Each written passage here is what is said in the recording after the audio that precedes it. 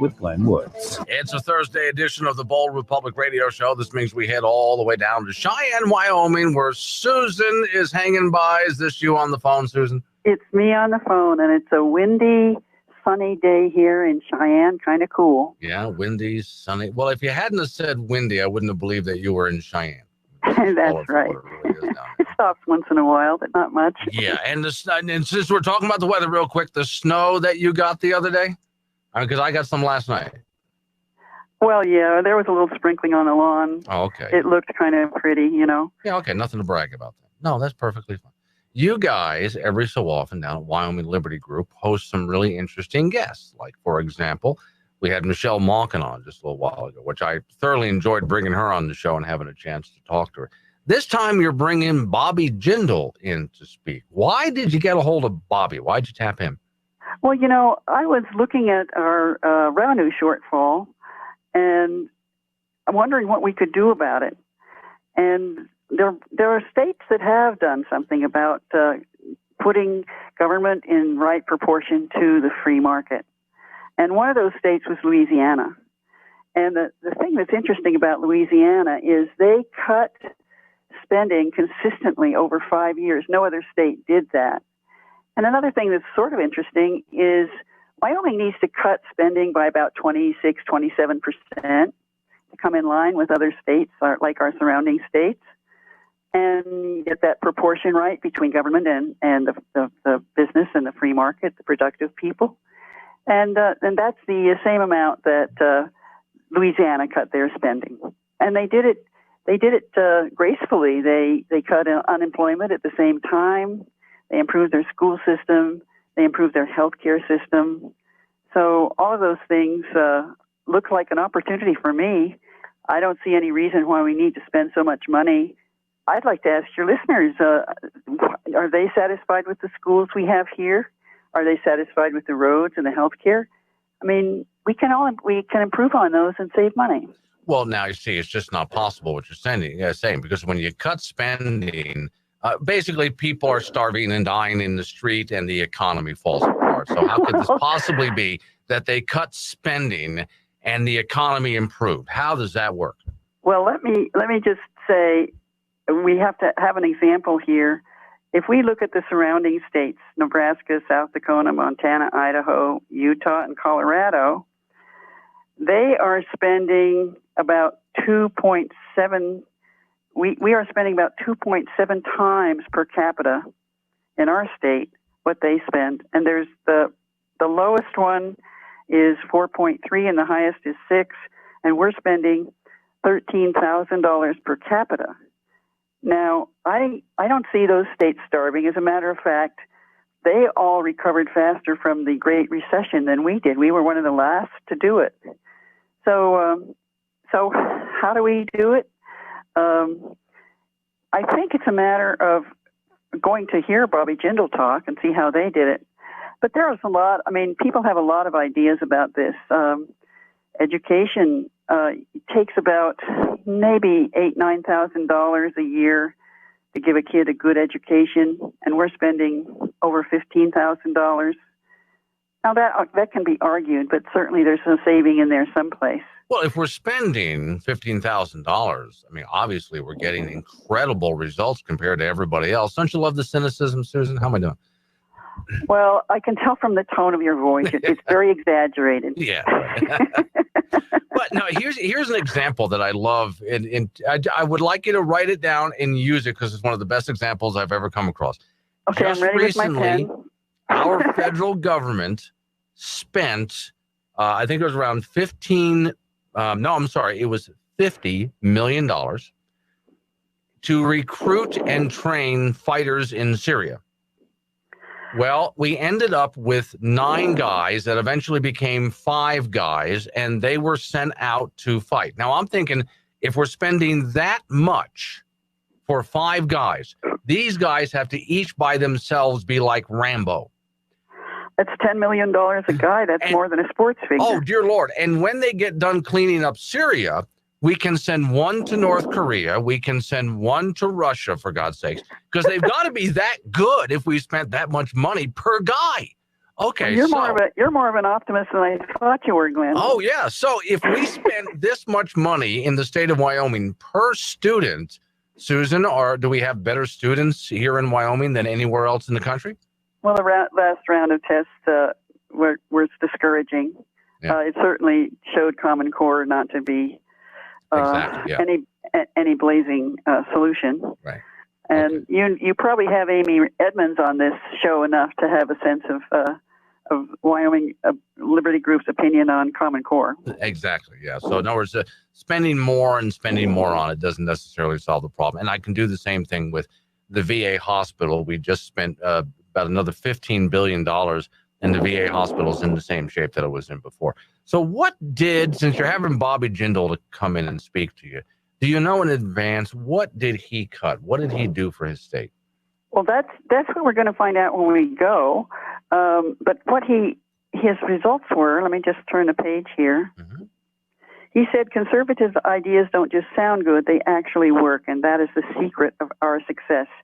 I asked, as I went around the country, I've been doing some traveling lately, and I said, okay, what did Bobby Jindal do? And they said, well, he can be counted on to finish the job. And he did it over a period of years, you have to understand. It wasn't like a reactive one-shot deal. And so what he did is he cut government by streamlining it. And how we would do that in Wyoming is a question. How would we get at it? Maybe we'd start by letting people take early retirement. He increased per capita income in his state to the highest level ever. He started 2 million individuals on their first jobs ever. The number of government jobs that he reduced over that time period was 28,000.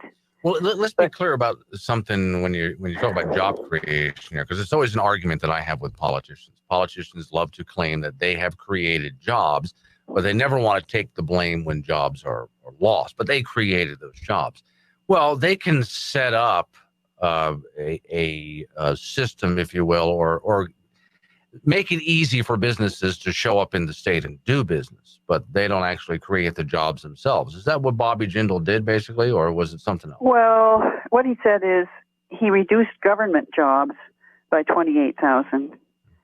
In terms of creating jobs, he did economic development projects, and that's one of the things I'd like to drill him on, because I think it's very important to distinguish between being a champion of a free market, which gives everybody a chance, versus crony capitalism, which chooses winners and losers, and in the long run, right, everybody loses. So when they say economic development, that's a red flag for me. But he said it resulted in 83,000 new jobs and 54 billion in capital investments. We'll see what he did. If you reduce corruption, if you reduce, which he had to do in Louisiana, because Louisiana is famous for corruption, and he changed some of the tax rules so that machinery and investments wouldn't be taxed. And they do have a minerals industry there in Louisiana. So I think if you my personal preference is make an even level playing ground where people can roll up their sleeves and do it, rather than having the government try to do it, and they're lousy at it. Okay. What about, because I know our governor's been pretty big on this. We've talked about this before. Bringing in companies. I've talked a lot about this with Maureen Bader as well, that a lot of state money is spent in Wyoming trying to attract, let's say, tech industries, other industries like that.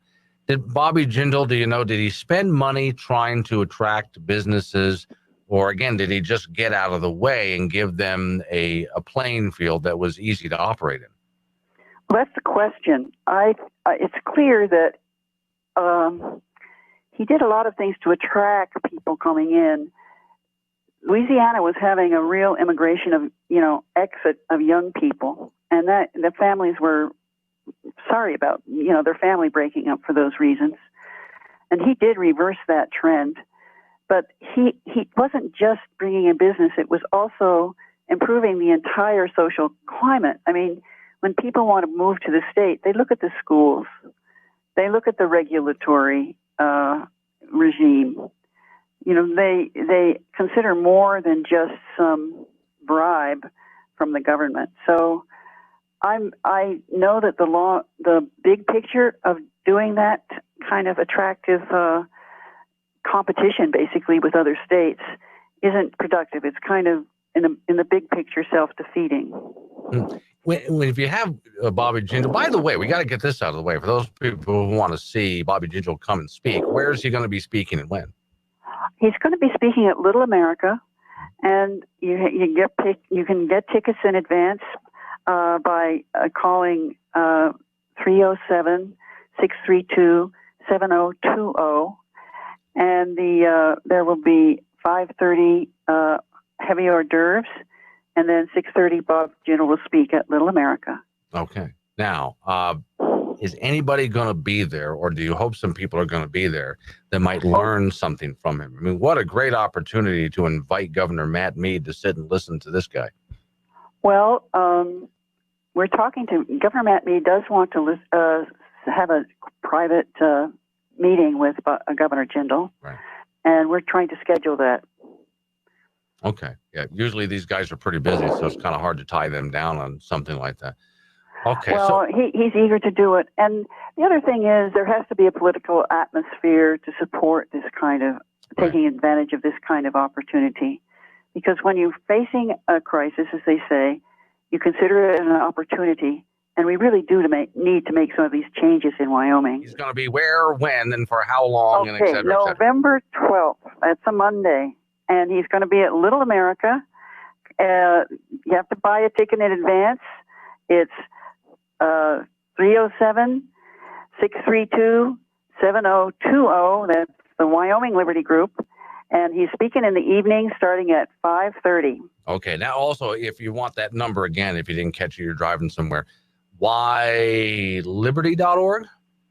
Yes, www.whyliberty.org. You can do it. Send us an invitation, an email. Yep. And we'd love to have you come. Well. He's very bright. He's and we're going to have some questions and answers. So you'll be able to ask your questions of Governor Jindal.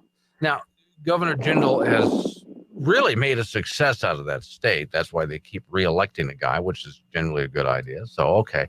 What are you hoping that he can bring that will translate in Wyoming? I'm looking for what you're hoping, what changes will happen in Wyoming through what you've learned here. Well, he's done wonderful work with the health care there in Louisiana. He never expanded Medicaid.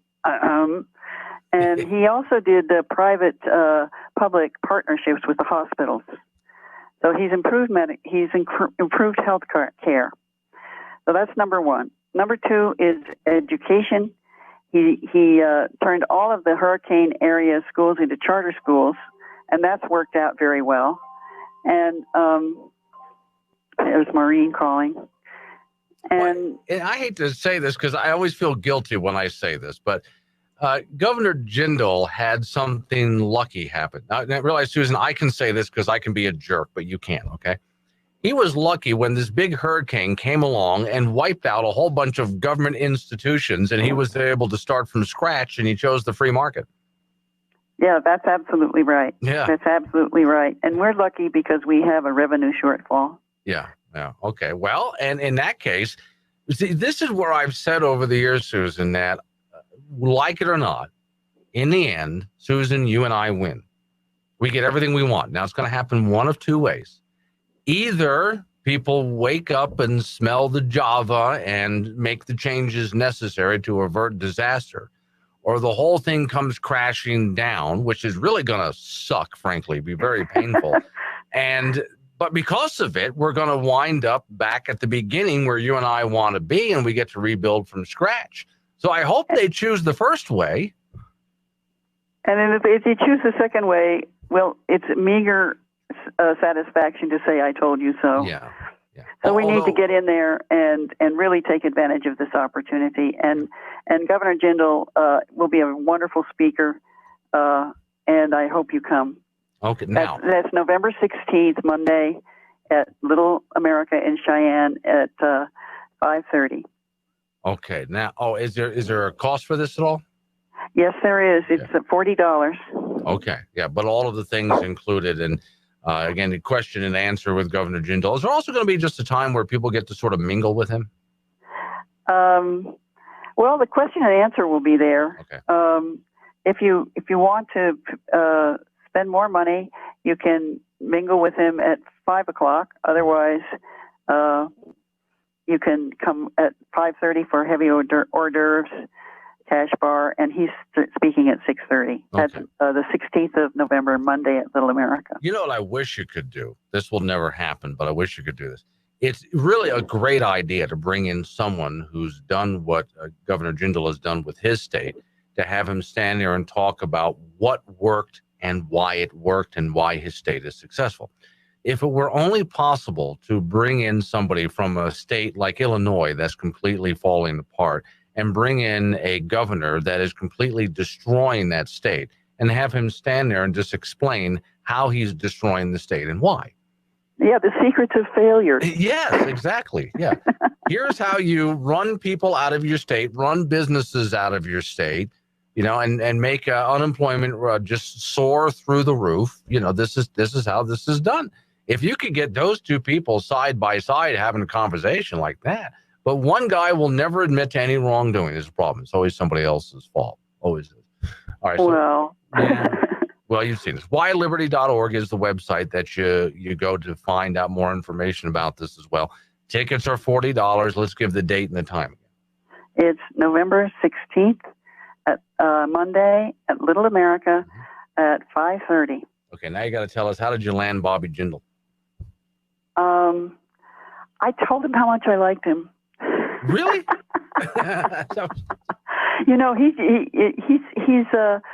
I've met with him before, and he's a brilliant, witty man, and he's consistently, anything that comes out of his mouth is likely to be right. So he's worth listening to. Okay, so that's the trick to getting someone like this show up. Okay. Yeah. I'll keep that in mind next time around. As always, Susan, thanks for coming on the show. I do appreciate it, and I'll see if I can carve the time away to go down and see this guy speak, because I missed the last one, Michelle Malkin. I'd like to see this guy. We'd love to have you. We'd love to have anybody. Come on. Okay, bye-bye. Bye.